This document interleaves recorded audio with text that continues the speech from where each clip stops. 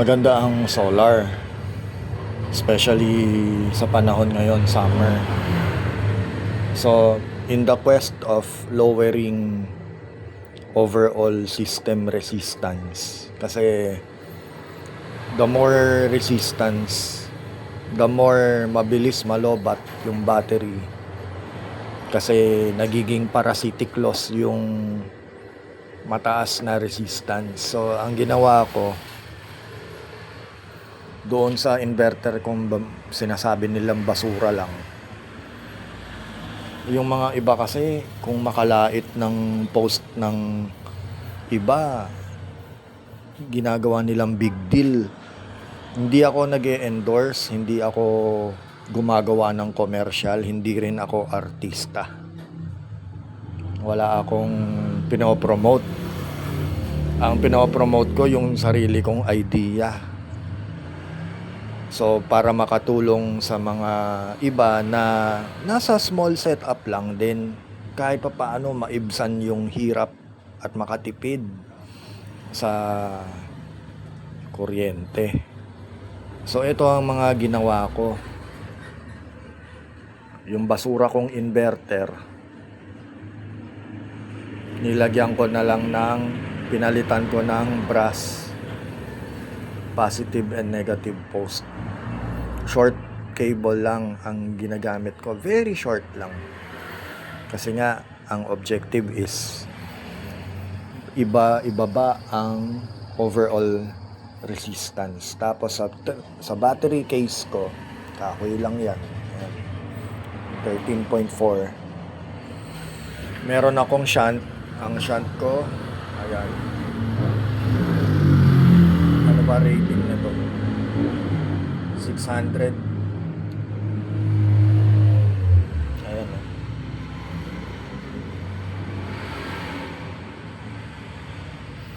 600 ampere brass, and then yung bolt, yung mga bolt niya brass din, brass washers, everything brass, pati sa ilalim, ayan brass din, kasi nga malaki ang nagagawa ng conductivity, maganda kasi conductivity niyan. Tapos hanggang 3 lang yung nakapatong na terminal lug. Ito maximum na niyan, 3 lang.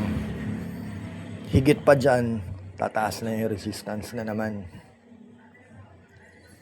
So, kung pwede nga, bawasan na lang, gawin na lang isa, tapos bus bar na lang. Pero ganun din, dadagdag ka ng length, dadagdag ka ng material, tataas pa rin. So, limit niya talaga 3 per junction. Isang bungkos, 3. Ayan. Pati dito, sa inverter. Ayan parehas naman sila na 3,000 to, pero ang continuous nito 1.5 lang. Ito continuous nito talaga 3,000 talaga. Ayan, pati yan pinalitan ko rin ng brass, pati yan. Tape. Bakit tape lang? Wala akong heat shrink. So yan lang. Malaki ang improvement pagka maganda ang contact. Tapos sa charge controller ko, tinanggal ko na rin yung mga MCB. Total, pag pumalo ng 40 amperes to, nagbaba siya ng 40 amperes. Huhugot ng 40 amperes from the controller. Ang unang bumibigay yung MCB, kasi nga mabababa yung mga miniature na circuit breaker na ganun, mababa siya. So lagyan ko lang tong rubber protection, nilalagyan ko ng rubber protection yung mga bakal para Hindi siya, ito naman nasa gitna, okay lang yun. Ganyan lang setup. Yung shunt, pumasok siya sa wire na to, yan. Ito, kumuha siya ng supply positive. Kasi nasa negative na yung yung ano niya eh. Yung isa niyang terminal eh. Ito na siya, negative. So kailangan niya patakbuhin yung device, kailangan niya ng positive line. Ito yon. Payat lang, sense wire lang yan. Ito yung mismong data wire niya. Tumakbo, remote. Hindi siya dyan, nilusot ko lang. Ayan, dito siya pumasok. Ayan o, pumasok kay Foxwell.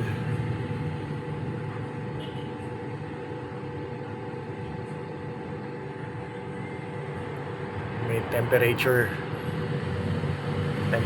probe. Ina-measure ko yung temperature ni Elejoy gamit si Foxwell. O, kita nyo 47, naka-on yung fan. 47. Yung iba umaandar yung fan 60 something, 70. Sa akin maandar yung fan at 47.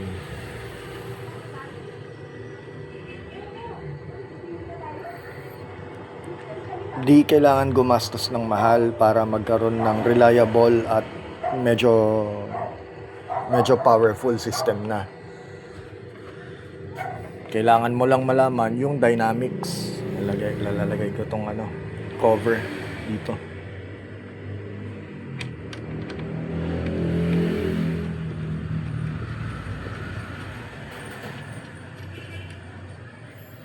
Ayan. Tapos brass din naman. Okay lang.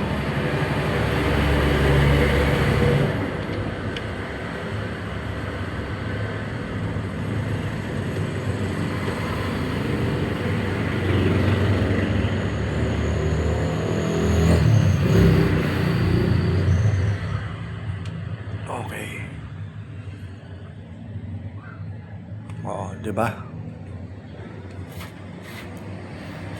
Sana makatulong yung mga ganitong idea sa mga nagse-set up ng mga small solar systems lang. Pababain nyo yung resistance ng system nyo. Iklian nyo yung mga wires nyo, especially yung distance ng inverter papunta sa battery terminal. Kung malayo yung battery mo sa inverter mo, tas huhugot ka ng load, ang taas ng resistance. Malaking improvement para tumagal yung ng battery, yung operating time ng battery.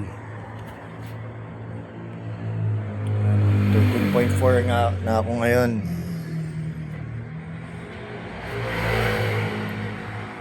So yan lamang.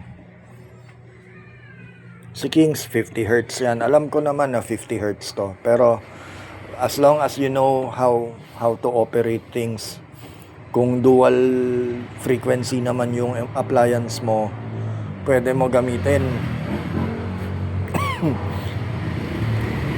Walang problema doon.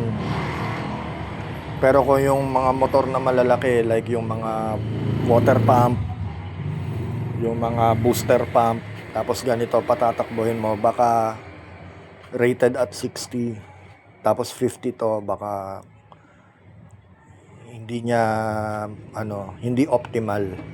Aandar, oo, pero at a reduced capacity, at a reduced efficiency, hindi optimal, pero aandar. So ito ay for short ko lang burst. Pwede yan, babaguhin mo yung mga mga appliances mo para maging compatible. Ito 60 talaga yan, si basura. Baka naman kasi naiinggit, nilalait ako, binabash ako kasi binibida ko daw, basura lang naman daw tong ganitong inverter. To tell you honestly, guys, ito ang araw-araw kong binubugbog kasi iniingatan ko to eh. Pero pinapaandar ko rin naman paminsan-minsan. Ayan. Iba ang plug niya, no? Sungki.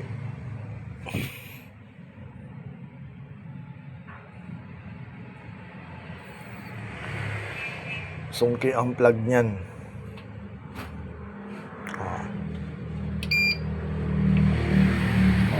Nakalagay 50.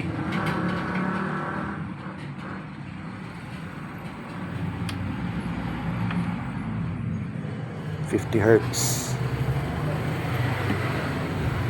Maingay to, nag-a-alarm to eh. Pag na-reach niya yung 10.2 or 10.8, magbibip yan. Every time nga ino-on ko, nagbibip eh. Ayan o. Maingay siya. May mga protection features yan, may alarm. Etong basurang inverter kung sinasabi nila, although favorite kong gagamitin to eh. Kasi na-optimize ko na siya eh. Ito, walang warning. Pag nag-drop ang voltage niyan, below 200 something na pala, itutuloy niya ng itutuloy. So, beware lang. Kailangan meron kayong mga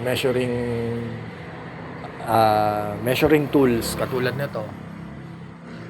Bluetooth yan, wireless. So yan lang, sinishare ko lang yung gusto ko kasi sa panahon ngayon, hindi na dapat magyabangan pa, magpalakasan pa. Tapos sasabihin, system ko, dapat magganito ka na, maggano. Paano kung yun na lang yung kayang i-afford nung tao, maliit na setup lang, paano mo tutulungan?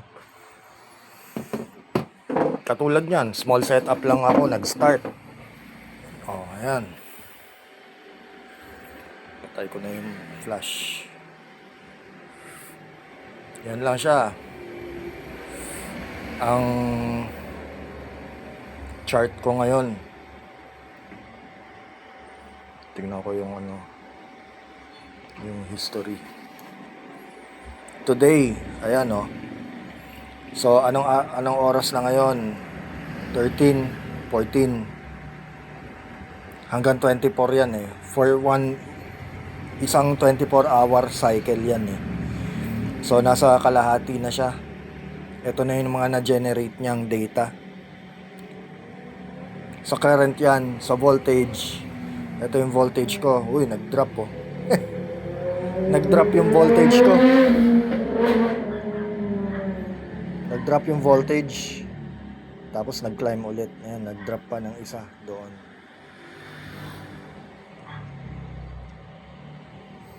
Kaya, kompleto naman ako sa diagnostic tools for tulad nito.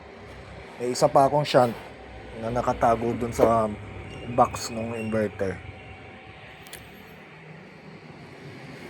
So, share lang.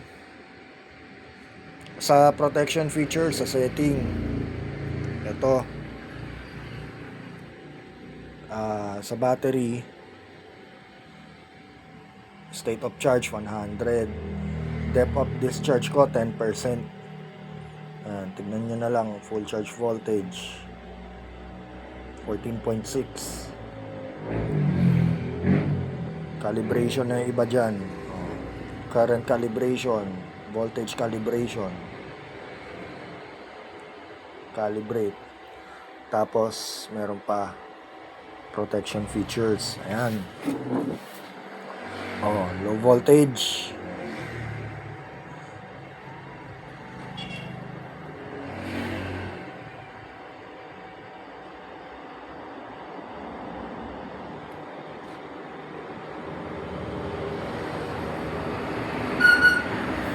$6,000 overpower.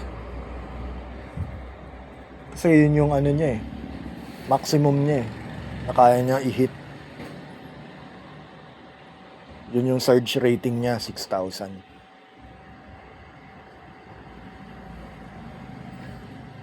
Oh. Okay. So, share ko lahat ng mga ano. Kung gusto nyong makita yung mga videos, search nyo na lang sa YouTube, pangalan ko. 1791 ba yun? Mark Jason Marcelo Rojas, 1791. At YouTube. Sa YouTube, search nyo lang. May mga kapalpakan akong binidyo doon, mga kabalastugan ko nung nagbi-build pa ako, nandun lahat. Kung gusto nyong tignan, type nyo lang pangalan ko. Search nyo doon. Bye guys!